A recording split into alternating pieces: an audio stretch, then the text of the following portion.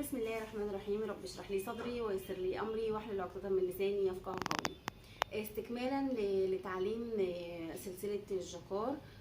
احنا عملنا مع بعض الكنبة بيد واحدة وصورناها وكل حاجة بالتفاصيل والتكات وازاي عملنا الايد وازاي عملنا الجنب التاني الفيديو اللي فات.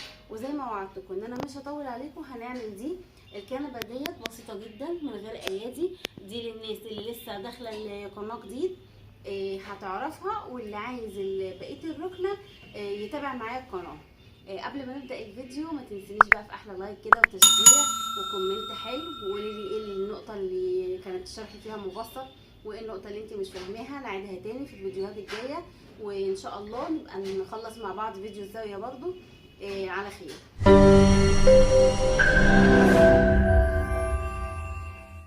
زي ما احنا اتفقنا ان الليفل ده هيبقى من غير كورنيش، الفيديو ده من غير كورنيش. اهم حاجه في اللي من غير كورنيش ايه؟ ان احنا عايزين حساب الركنه الكنبه دي من الارض للارض. من الارض للارض ازاي؟ يعني دي الارض امام، هنمسك المازوره كده اهو ماشي، ونشوف مقاسها هيبقى ايه اهو كده اهو. هنمشي لحد كده للارض الناحيه التانيه.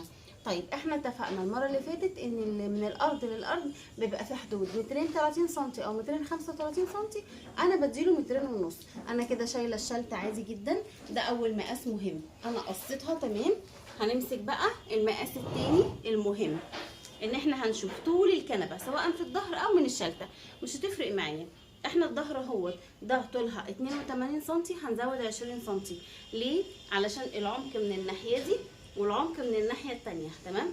يعني المفروض ان القماش اهو من البرصل للبرصل اللي من غير كورنيش، بنقص القماش بتاعنا من البرصل للبرصل.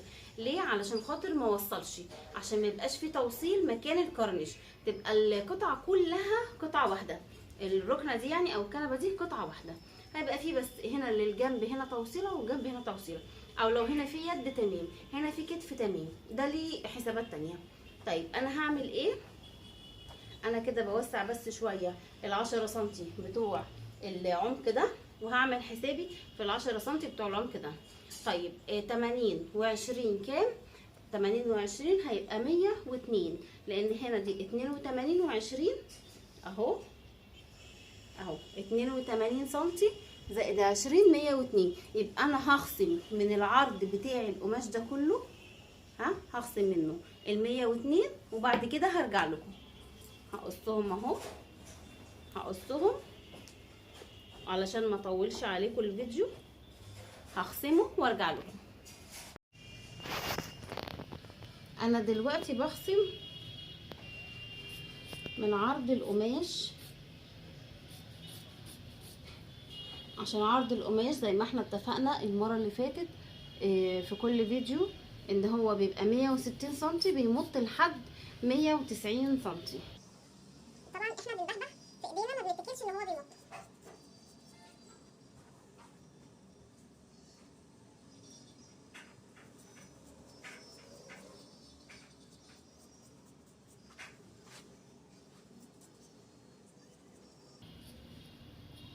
انا كده قصيت ايه؟ قصيت قطعه قماش طولها 2.5 متر وعرضها 102. العرض ده بيبقى بناء على مقاس الكنبه اهو. القطعه الحته الزياده دي ال10 سم دولت ماشي، هما دولت اللي بيبقوا عمق يمين، وال10 سم التانيين بيبقوا عمق شمال.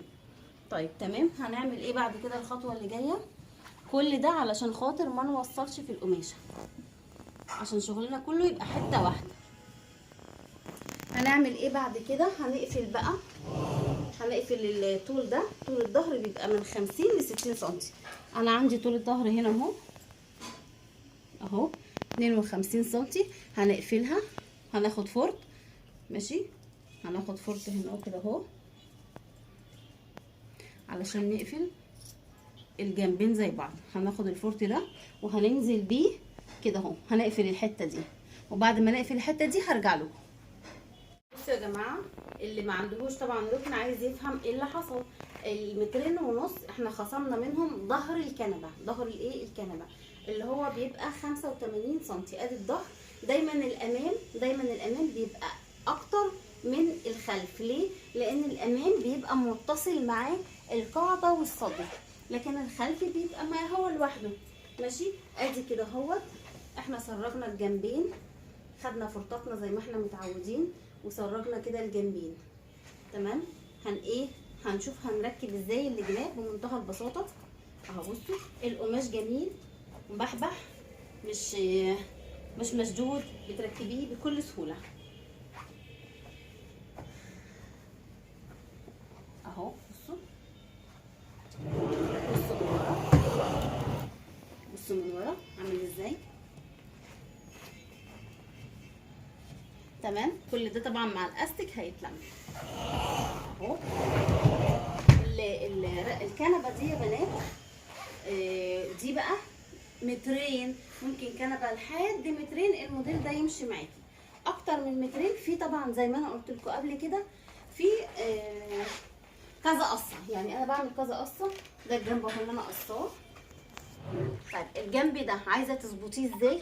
هتاخدي ال50 سم من اول هنا اهوت لحد هنا، هنقيس 50 سم. تمام. اما تيجي تقيسي 50 سم وتعملي علامه. تمام. الابره دي محيراني مش عارفه اوديها فين. ماشي، اهو ال50 سم وتروحي مخيطه دي هتعملي لها كده كيرف وتخيطيها هنا اهو كده اهو لحد الناحيه التانيه. طيب في بنات بتقولي هو الموديلات دي تمشي مع القطيفه. احب اقولك ان القطيفه بيمط من اتجاه العرض فقط، ما بيمطش من اتجاه الطول. لو انت حابه تعملي دي قطيفه، انا عملتها مره واحده بس لزبونه عن طريق الصوره، ما رحتش اقيس عندها، بس زودت ربع متر بزياده. ليه؟ عشان القطيفه ما بتمطش ناحيه البرسول. تمام. هقص بس حته صغننه.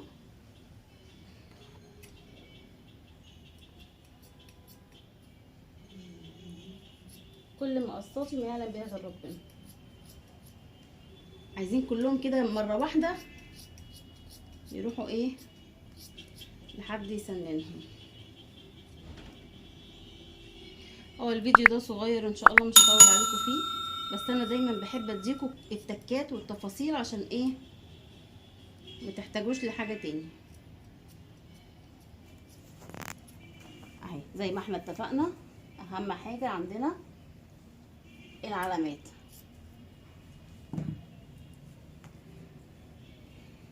بالنسبه للبنات اللي بتكلمني على الواتس اهو، هنمسك كده اهو بقى. بصوا نقلب دي كده اهو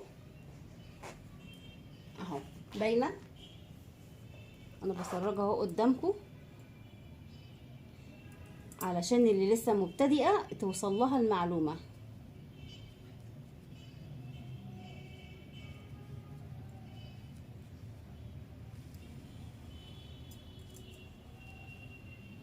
الحاجات دي كلها يعني المفروض انا مش بسرجش اصلا، طبيعتي ما بسرجش، انا بشرح على طول على المكنه.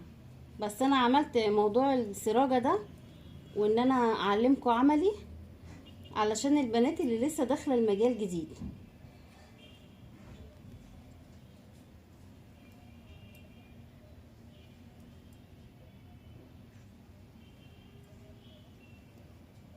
هنقفل الجنب ده كده اهو هنقفله هنا اهو ونشبكه كده اهو. هنقفل الجنب ده ونقفل الجنب ده واوريلك في النهايه النتيجه عامله ازاي. وبكده نكون خلصنا الكنبه اللي هي بدون ايادي. اهو الظهر بتاعها بيبقى اقصر من الامام. ده الظهر اهو، الظهر بيبقى 85 سم وبقيه المترين ونص بيبقى للقاعده والصدر. هنركبها مع بعض كده اهو. بالنسبه هنعمل مراجعه بسيطه كده اهو للناس اللي عايزه تعرف ازاي تاخد المقاس. الزباين يعني اللي بتقولي اشتغلي لي الكفر ده بمناسبه الموضوع ده. يعني في تعليقات بتجيلي انا عندي طقم انتريه وعايزه اعرف بكام. انا قلت لحضرتك ان انا بفصل مخصوص اهو الظهر اهو. تمام. فبالتالي مش هقدر اقول لك سعر ده مثلا ب 200 ب 300 ب 400، لا مش هقدر اقول لك السعر ده. لازم اشوف الانتريه بتاعك ونشوف مع بعض هياخد كام متر قماش اهو. تمام. هنشوف مع بعض ياخد كام متر قماش وهتعوزي شيلة منفصله ولا مش عايزه شيلة منفصله. كل دي تفاصيل اهو. ده طبعا سرابه، السرابه دي كلها هتتقفل اهو. سهل وبسيط جميل جدا جدا، والقماش مبحبح تمام. لو انت عايزه له كفر للشلته زي ما اتفقنا قبل كده، هنروح عاملين كفر للشلته وحاطينه، ده اسمه كفر منفصل. فعشان كده طبعا بقول لحضرتك بحتاج منك مقاسات، بحتاج منك تفاصيل. الباجير بتاعك طويل لو انتريه ولا كرسي عادي، الركنه بتاعتك مكونه من كام قطعه. انا ما بعملش زي الجاهز تقولي لي ركنتي 10 متر فاقول لك المتر ب 150 او ب 200 واضرب لك واقول لك بياخد قماش قد ايه. لا، انا باخد قماش لكل قطعه يبقى مبحبح وحلو. وديت مثلا مقاسها 80 سم، ما خدتش 80 سم جاكار، هي واخده 2.5 متر جاكار غير الجناب، صح ولا غلط؟ فما فيش حاجه اسمها يا جماعه في التفصيل الركنه بتاعتي 10 متر هتاخد كام متر قماش، او 10 متر المتر بكام. دي 80 سم ماشي، واخده لها بتاع 3 متر قماش. ليه؟ 2.5 متر للجسم ونص متر للجناب، يعني دي واخده 3 متر قماش. كان بقى اقل من متر واخده 3 متر قماش. طبعا اللي بالكرانيش بياخد جاكار وبياخد كرانيش. طبعا دي لو هتتعمل بكرانيش هتاخد مثلا 1.25 متر جاكار ومترين كرانيش. فكل حاجه ليها تفاصيل وتكات كتيره وطويله. اما اقول لحضرتك مواعيدي على الواتس من الساعه 2 للساعه 9، انا بقضي اغلب يومي برد فيه على الرسايل. فلما حضرتك تبعتي لي رساله في غير مواعيد العمل ما تزعليش ان انا ما ردتش او ان انا شفت الرساله ما ردتش. وارد التليفون ما يكونش معايا، يكون مع حد من عيالي، احنا داخلين على امتحانات، فانا مش فاضيه طول الوقت. انا بفضي نفسي من 2 ل 9، بحاول بقدر الامكان ارد على الرسائل والتفاصيل والاستفسارات بتاعتكم. كمان بيكون معايا زباين، كمان بيكون معايا مشغوليات تانية كتير. فحضرتك بس تصبري عليها شويه. ولما يعني انت لو مستعجله بقى دي حاجه تانية، لكن انا اي حد عارف نظامي في الاوردرات، انا بقعد من 10 ايام لاسبوعين عبال ما بسلم، لان انا عندي ضغط شغل، ولان الناس بتوعي زبايني بتعمل حاجات لرمضان. يعني انت مش بتعملي كفرك من وسع، ما بتعمليهوش تحت ضغط عندي مناسبه عندي مش عارفه ايه. بحاول طبعا اعمل لك حاجتي كلها بقدر الامكان بسرعه. بس زي ما اتفقت كده بنجيب الكراسه وبنتفق مع بعض كل كنبه هتاخد كام متر قماش، وهنشوف القماش كله العدد الكلي كام وانا مصنعيتي كام. ادي كل القصه. بالنسبه للاسعار، الناس اللي بتقولي المتر بكام الكيلو بكام، انا مش قادره اتكلم في اسعار دلوقتي لان كل يوم والتاني وكل ساعه وكل دقيقه الاسعار متغيره، دي مش بايدي. انا بشتغل بالحاجه اللي معايا، فما اقدرش اقولك الكيلو كان بكذا المتر بكذا. تمام. كل دي تفاصيل بسيطه كنت عايزه اتكلم معاكم فيها. ويا رب الفيديو كده يكون كده اقل من 10 دقايق ربع ساعه، خفيف على قلبكم. وانتظروني في القنبله الكبيره والمفاجاه الكبيره، فيديو الزاويه دي. ان شاء الله الزاويه دي هتتعمل قريب جدا بكل التفاصيل والتكات اهي، هنعملها مع بعض اهي. زاويه عباره عن متر في متر، متر في متر. هنشوف مع بعض هي اخدت كام متر قماش واتعملت ازاي، وايه هما الثلاث طرق اللي ممكن تتعمل بيهم الزاويه دي. استودعكم الله واشوفكم على خير في الفيديو القادم. السلام عليكم ورحمه الله وبركاته.